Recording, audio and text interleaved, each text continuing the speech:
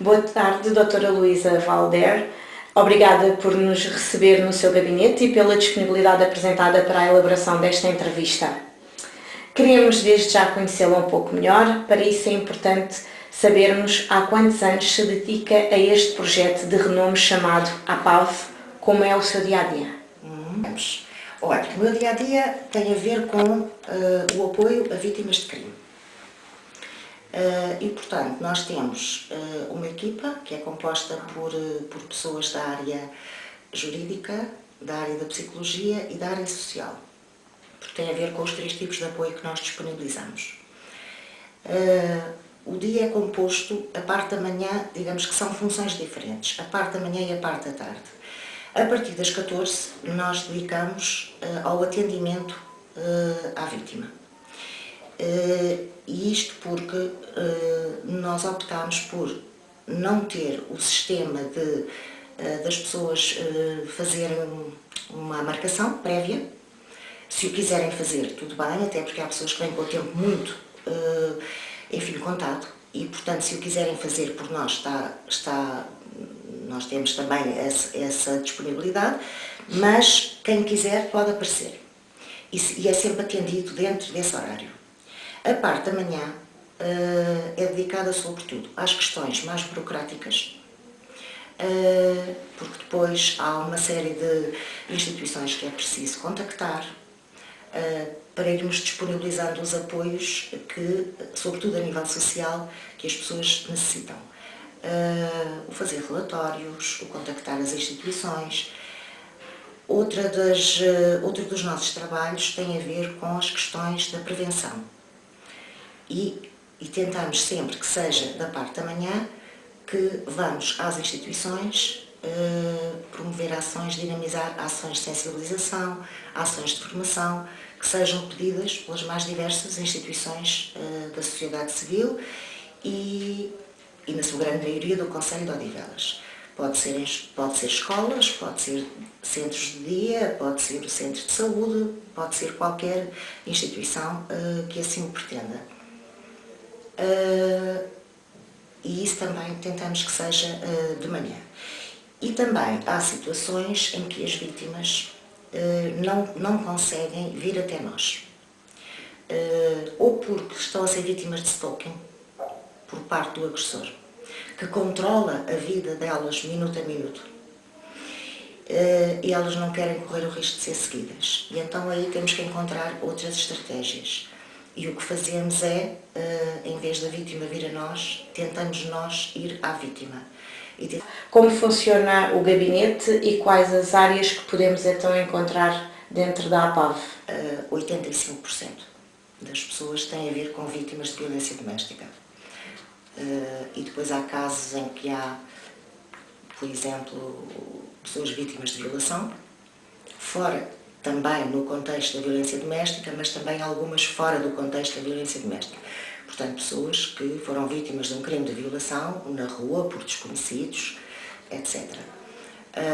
Abusos sexuais também, a crianças, são, digamos, os que têm aparecido com maior frequência.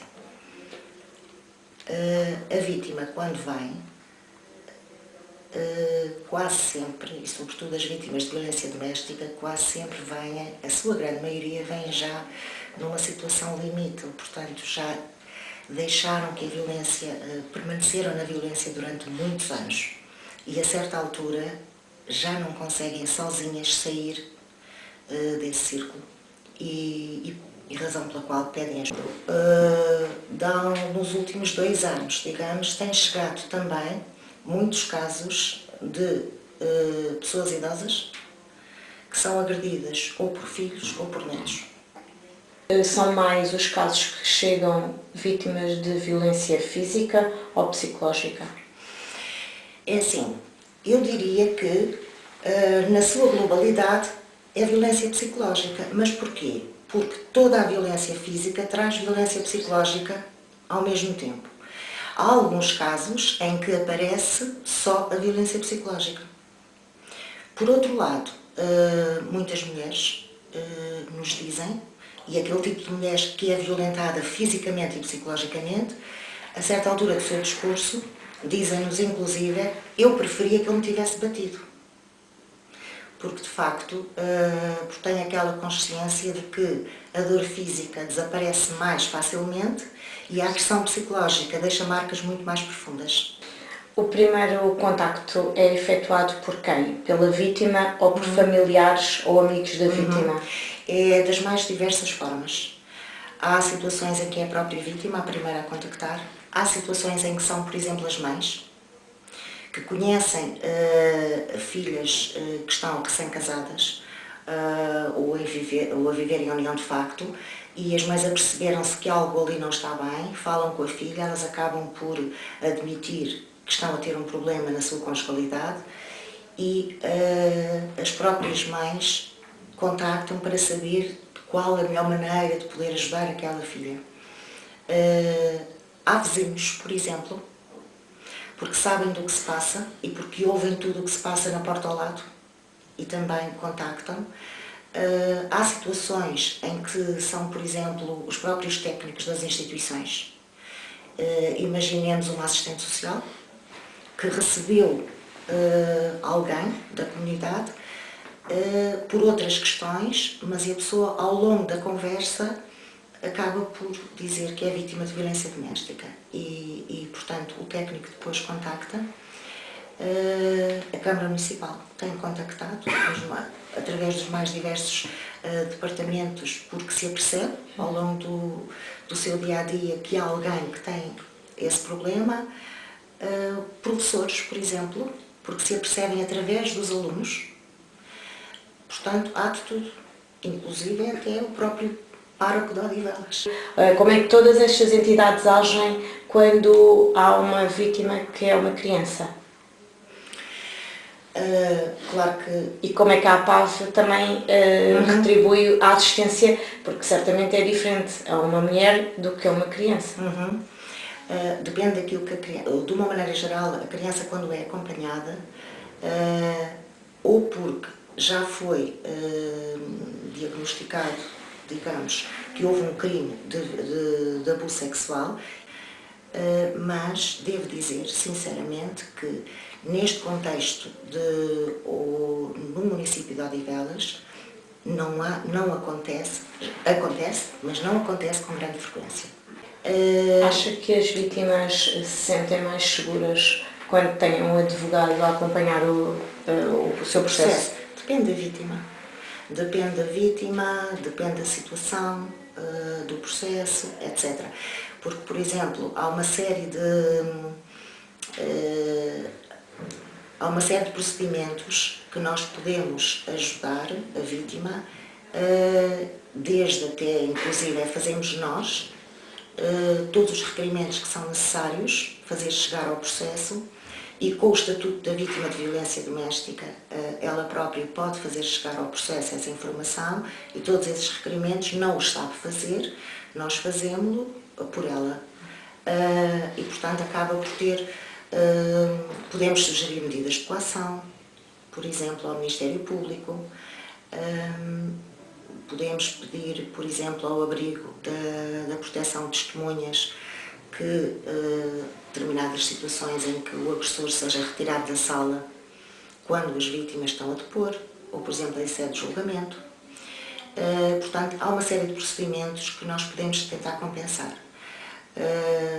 Mas na questão do divórcio, não. O divórcio necessita de representação de advogado.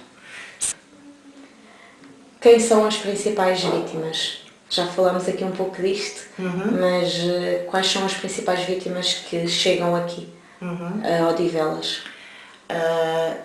Mulheres, na sua grande maioria, vítimas de crime de violência doméstica e relativamente a, digamos que isto é um bocadinho transversal, chegam mulheres com fracos recursos financeiros, chegam mulheres com bons recursos financeiros, todas as classes sociais. Isso aí não há é completamente transversal. Não há. De facto, não há. Aliás, é assim, quanto mais confortável é a classe social em que a pessoa se encontra, mais fácil é de ocultar a violência que está a viver. Qual é o estado delas a nível psicológico? Já nos falou que tem uma parte psicológica muito mais afetada até muitas vezes do que a física. O que é que elas transmitem? Quem as recebe também como ser humano, o que é que sente? De uma maneira geral, uma mulher que acaba por dar esse primeiro... Isso é um passo muito difícil para alguém. Porque, antes de mais, tem que admitir para si própria de que está a ter um problema. E a pessoa adia o mais possível, esconde o mais possível. Porque é o reconhecimento de um projeto de vida falhado. E isso é difícil de reconhecer e de assimilar. E, portanto, as pessoas sentem uma humilhação incrível, sentem-se muito humilhadas de ter que dar este passo, sentem-se muito envergonhadas e estão já numa fase de muito medo. E a certa altura encontram-se num dilema. A vergonha é muita, o medo também é muito. E entre a vergonha e o medo, então preferem dar a cara e vir pedir ajuda. Porque o medo acaba por ser superior. Depois há situações em que as pessoas deixaram arrastar no tempo, ocultaram o mais possível, mas houve uma altura da vida em que o marido, o companheiro, para além de as agredir a elas próprias, começou, por exemplo, a agredir os filhos. E é nesse momento que as pessoas pedem ajuda. Ou são as próprias crianças que, ao atingir 10, 11, 12 anos, se viram para a mãe como que a dizer: faz qualquer coisa. E há mesmo filhos que dizem à mãe: vamos fugir. E então e aquela mãe constata que o filho, afinal, que ela pensava que não se apercebia de nada, afinal sabe de tudo. E já está a entrar num processo de sofrimento. E, portanto, isso também lhes dá ali um clique e acabam por pedir ajuda. E é terrível, por exemplo, quando uma mãe ouve, e é uma frase que eu já ouvi várias vezes ao longo da minha vida, em que uma criança de 7, 8 anos se vira para a mãe e diz: oh mãe, porquê é que me deste este pai? Tem Oliveira casos desses? Existem. Ou ainda está muito escondido na nossa sociedade esse tipo de violência? Ainda está muito escondido na nossa sociedade, mas existem. Em número inferior, porque também a dimensão do problema é completamente... Em fevereiro foi lançada uma campanha contra a violência no namoro, intitulada Quem te ama não agride. Estudos da APAV que apontam para uma percentagem muito significativa de rapazes e raparigas que admitem já terem sido vítimas ou agressores, 22,5% como vítima e 25% como agressores, nas relações de namoro. Esses dados preocupam-na? Preocupam muito, por duas razões. A primeira é porque, pelos discursos das mulheres ao longo de toda desta minha caminhada neste trabalho e em conjunto com as mulheres, eu diria que muito perto dos 50%, e isto é um número um bocadinho empírico, mas elas dizem que as primeiras vezes que foram agredidas foram ainda durante a relação de namoro. E, portanto, isso por si só justificava e justifica as várias campanhas que se fazem e as várias ações de sensibilização que se fazem, por exemplo, nas escolas junto dos jovens. Há muitos jovens que cresceram em ambiente de violência doméstica e há a tendência à reprodução desses comportamentos. E, portanto, eles cresceram a ver um elemento da família a agredir o outro. E isso vai se repercutir depois no futuro deles. E, portanto, neste momento nós encontramos um facto curioso que é, nas relações de namoro, o rapaz ainda é mais agressor que a rapariga, ou em maior número, mas estamos muito perto da igualdade. Ou seja, as raparigas também já agridem. O que não deixa de ser um comportamento disfuncional, independentemente do género. E portanto, isto é uma preocupação, sem dúvida. Como infelizmente a sociedade é muito preconceituosa. Na sua opinião, o que ainda falta fazer ou o que deve ser feito em Portugal para defender todas estas vítimas? Olha, isto tem várias pontas, mas fez-se um grande caminho. Os últimos anos, de facto, avançou-se um grande caminho. Eu acho que a nossa legislação é relativamente boa, aliás, eu diria é bastante boa. Não ficamos atrás de outros países da Europa e temos uma legislação bastante protetora. O que falta é implementar essa legislação. E que isso não está a ser feito, e não está a ser feito aos mais variados níveis. A grande maioria das vítimas de violência doméstica que chegam a julgamento, uma grande quantidade de casos não chega a julgamento, e os que chegam a julgamento e são condenados, na sua grande maioria, é pena suspensa. Depois, em termos sociais, estamos muito ainda aquém, porque muitas vítimas não conseguem sair daquela conjugalidade por falta de apoios sociais, que estão na lei.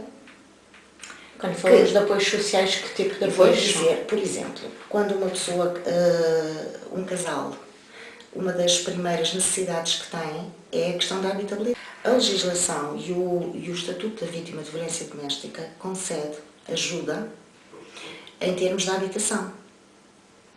Mas depois, a factualidade é que as habitações não existem. Por exemplo, as câmaras municipais deveriam disponibilizar um determinado número de habitações, mas o facto é que ninguém pode dar aquilo que não tem. Obrigada por nos receber nesta casa e por todo o trabalho que vocês têm desenvolvido ao longo destes anos também. Obrigada. Obrigada também por terem vindo.